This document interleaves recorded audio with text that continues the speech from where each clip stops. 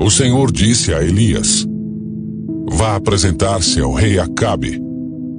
Enquanto Obadias caminhava, viu de repente Elias vindo em sua direção. Ao reconhecê-lo, Obadias curvou-se diante dele com o rosto no chão. É o Senhor mesmo, meu senhor Elias? Perguntou. Sim, sou eu, respondeu Elias. Agora vai e diga ao rei: Elias está aqui. Então Obadias foi dizer a Acabe que Elias tinha vindo, e Acabe saiu para encontrar-se com Elias. Quando Acabe o viu, disse: é você mesmo, perturbador de Israel? Não causei problema algum a Israel. O Senhor e sua família que são os perturbadores, pois se recusaram a obedecer aos mandamentos do Senhor e, em vez disso, adoraram imagens de Baal. Agora convoque todo Israel para encontrar-se comigo no Monte Carmelo, além dos 450 profetas de Baal e os 400 profetas de Azerá que comem à mesa de Jezabel.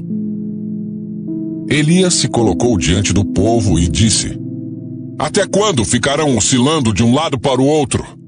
Se o Senhor é Deus, sigam-no. Mas se Baal é Deus, então sigam Baal. O povo, contudo, ficou em silêncio. Então Elias lhes disse: sou o único que resta dos profetas do Senhor, mas Baal tem 450 profetas. Agora, tragam para cá 2 novilhos. Que os profetas de Baal escolham um deles. Cortem o animal em pedaços e o coloquem sobre a lenha do altar. Mas não ponham fogo na lenha. Eu prepararei o outro novilho e o colocarei sobre a lenha no altar, mas não porei fogo na lenha. Então invoquem o nome de seu Deus, e eu invocarei o nome do Senhor. O Deus que responder com fogo, esse é o Deus verdadeiro. E todo o povo concordou. Então Elias disse aos profetas de Baal: comecem vocês, pois são muitos. Escolham um dos novilhos, preparem-no e invoquem o nome de seu Deus, mas não ponham fogo na lenha. Eles prepararam um dos novilhos e o colocaram sobre o altar. Invocaram o nome de Baal desde a manhã até o meio-dia e gritavam: ó Baal, responde-nos! Mas não houve resposta alguma. E dançavam em volta do altar que haviam feito. Por volta do meio-dia, Elias começou a zombar deles. Vocês precisam gritar mais alto.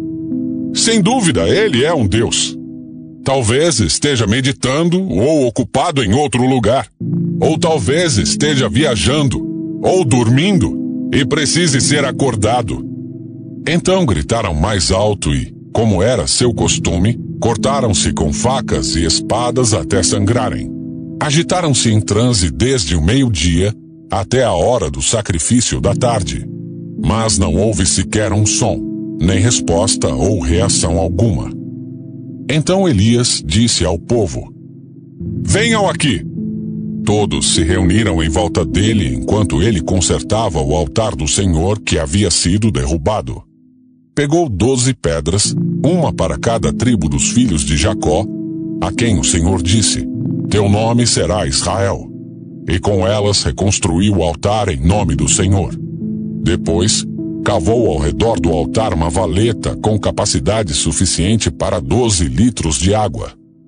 Empilhou lenha sobre o altar, cortou o novilho em pedaços e colocou os pedaços sobre a lenha.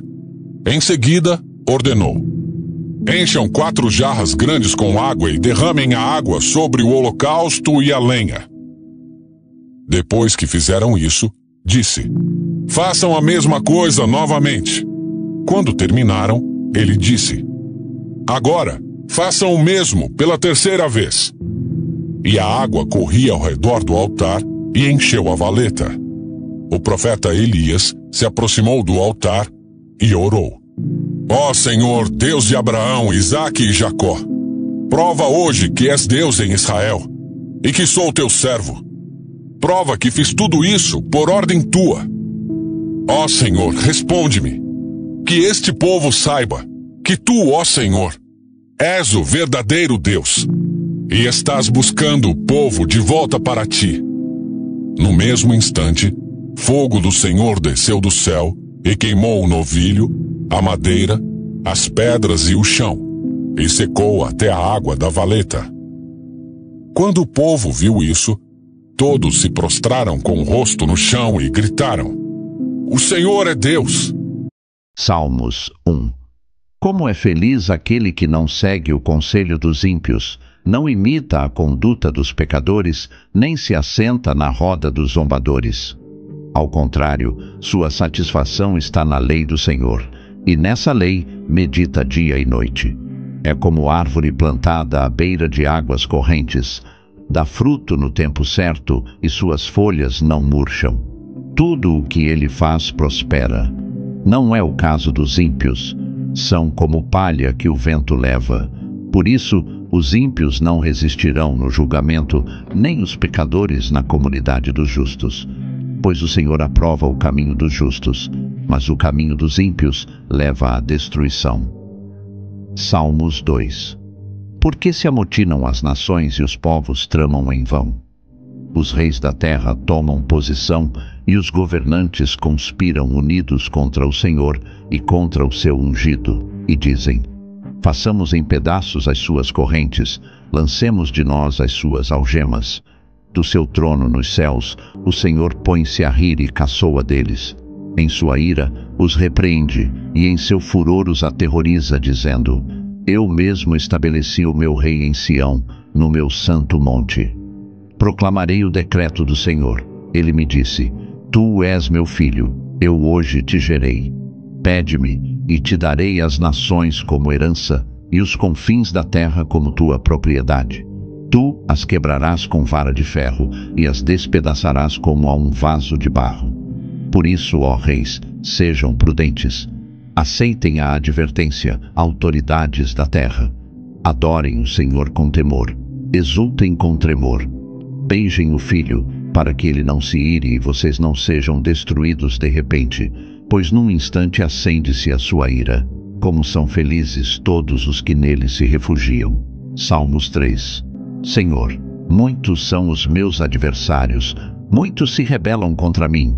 São muitos os que dizem a meu respeito: Deus nunca os salvará. Pausa. Mas tu, Senhor, és o escudo que me protege, és a minha glória e me fazes andar de cabeça erguida. Ao Senhor clamo em alta voz, e do seu santo monte ele me responde. Pausa. Eu me deito e durmo, e torno a acordar, porque é o Senhor que me sustém. Não me assustam os milhares que me cercam. Levanta-te, Senhor. Salva-me, Deus meu. Quebra o queixo de todos os meus inimigos, arrebenta os dentes dos ímpios. Do Senhor vem o livramento. A tua bênção está sobre o teu povo.